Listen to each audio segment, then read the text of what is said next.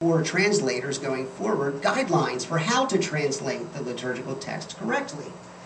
And they're spelled out in a document called in Latin Liturgiam Authenticum, which you can imagine just what that means.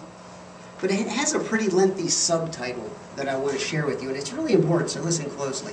This document is called the Fifth Instruction for the Right Implementation of the Constitution on the Sacred Liturgy. That's a mouthful, I know. The Constitution on the Sacred Liturgy, in case you're unaware, is the first document to emerge from Vatican II, the council that met from 1962 to 1965. And it's in this document that the council fathers, the bishops of the world, laid out their vision for liturgical reform and renewal going forward. Okay? And if we pay attention to that very wordy title, there's a couple of really important things for us to learn. Number one, that word right might jump out at you. This is a document that came out in 2002, 40 years after the council opened, instructing us on how to carry out the right implementation of the Constitution that deals with liturgical reform. Well, what does that tell you? It should tell you that for all of our good efforts in the past 40 years and all of our great intentions, we didn't always implement the council's wishes in a right way. Okay? Again, we're about to receive a correction. You know, and it's okay for us to acknowledge that. We are a pilgrim church, right? We're journeying toward heavenly perfection. The church is both divine and human. And this human effort in the church's mission is always going to be a little bit wanting. It's okay to admit that we're making a correction and making things right. The second thing that we might notice is that there is a direct relationship between the new translation of the Roman Missal and the Second Vatican Council. They are directly related. Now, this is not the venue to go into great detail about what the Council Fathers taught about liturgy and liturgical reform, but I think most Catholics recognize at least one very important truth surrounding the Council, and that is that there's an awful lot of disagreement and confusion over what the Council Fathers actually taught about liturgical reform. Well, I'm here to tell you that the time for that confusion to go away is right now, because we're about to receive this new translation, which is a very big step in the right direction of finally implementing the Council's vision. We've already seen what our vision looks like, and it's a vision that needs to be corrected. And this is a great step toward correcting it. Again, a wonderful gift is coming our way. Now, you have two choices when you think about the gift that's coming. We can look backwards and lament the fact that the translation we have today is not great, okay? Have at it, but I'm not going to join you. I choose to look forward with joyful anticipation at the great gift that is coming our way, and I would suggest that you do the same, okay? The Council Fathers of Vatican II created this document. Sacrosanctum Concilium is its Latin name, the Constitution on the Sacred Liturgy. And for those of you who are interested, I would suggest reading it. It sounds like a scary document, doesn't it? But the truth is, when you get home, go to vatican.va online. It's there, translated in English on the Holy See's website. It's in plain language. It's rich, deep, and beautiful, don't get me wrong, but it's very approachable. And you can understand what the Council Fathers are saying for yourself. And I think you're going to be really surprised at how so many of the changes that took place in the way we celebrate Holy Mass after the Council find no basis, none whatsoever, in what the Council actually taught. It's kind of surprising.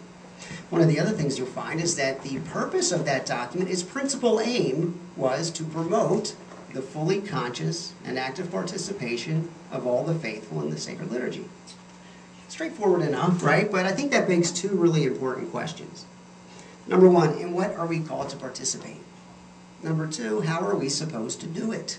Well, let's take the former question first. In what are we called to participate? Well, the sacred liturgy, duh, as my kids would say when they were younger.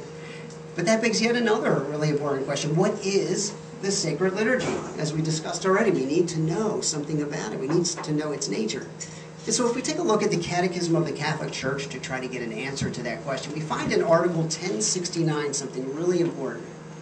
The Catechism tells us that liturgy originally meant a public work of the people, or a public work on behalf of the people. But in Christian tradition, we understand liturgy to mean the participation of the people of God in the work of God. There's a huge distinction there. Did you catch that? Liturgy originally, in other words, prior to Christ, and before he founded his church, it was just a work of the people. That's all it could be. But for you and I, Christians, we understand that it's our participation in the very work of God. Now let's see if you're paying attention. Is liturgy our work? Yes or no? No, it's not. It's God's work. And we have the duty and indeed the privilege of participating in it. Don't let the wording in Article 1069 confuse you, because we get to come first, right? It's the participation of the people of God in the work of God. It doesn't mean that we're of primary importance. So don't misunderstand the ordering of the words there. It's the work of God, but it's not the work of God for God. It is, first and foremost, for us, for our benefit. But make no mistake, it is His work. Article 1069 continues by telling us that in the liturgy, Christ, our Redeemer and High Priest, carries out the work of our redemption through, with, and in His church. Again, who is working in this sacred liturgy? It's Christ, our Redeemer, who is working. And what's He doing? He's carrying out the work of our redemption in the present tense. This is something that no community, no matter how devout, no matter how sincere or creative, can possibly do for itself, ever. The Council Fathers tell us that the nature of the sacred liturgy is very much like the nature of the church herself. Because in the liturgy, just as in the church, the human being is directed and subordinated to the divine. The visible, likewise, to the invisible, action to contemplation. In the liturgy, the human being is directed and subordinated to the divine. I love that phrase. And I have a question for you. Do human beings like to be subordinated to anything? No, absolutely not. It takes great humility and the assistance of God's grace to willingly subordinate oneself, yes, even to the divine. But you know what? It takes more than grace. It takes more than grace. The Lord our God created us to be not just spirit, but body, mind, intellect, will, and senses. The Lord our God knows very well, better than we do, that we need concrete, tangible assistance in order to make that transition from the visible things to the invisible realities, from action to contemplation, so that we might willingly subordinate ourselves to His divine presence at Holy Mass. And so it's right for us to ask ourselves, how has the Lord provided these concrete, tangible aids to us that we might make this transition at Holy Mass? Well, the Catechism tells us He has so provided through signs perceptible to the senses. Sacred signs. They're a very, very important part of the celebration of Holy Mass. Think about it. We encounter lots of perceptible signs during the Mass, don't we?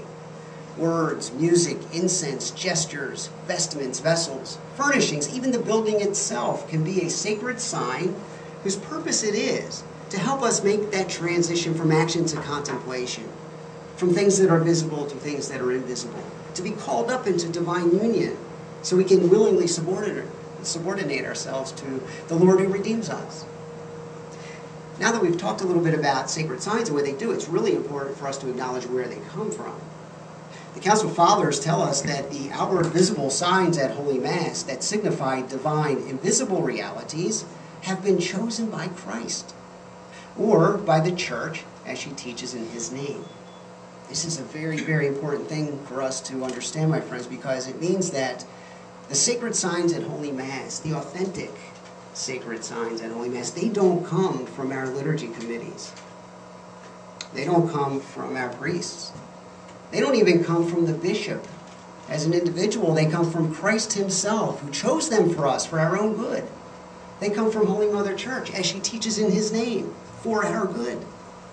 We need to know that, because when we presume to inject our own creativity into Holy Mass, allowing those things that are perceptible to our senses there, the things that we can see and hear and touch and smell and do, when we allow them to deviate from that which Christ has chosen for us, and which Holy Mother Church has chosen for us, for our benefit, well, then those things can cease to be sacred signs at all.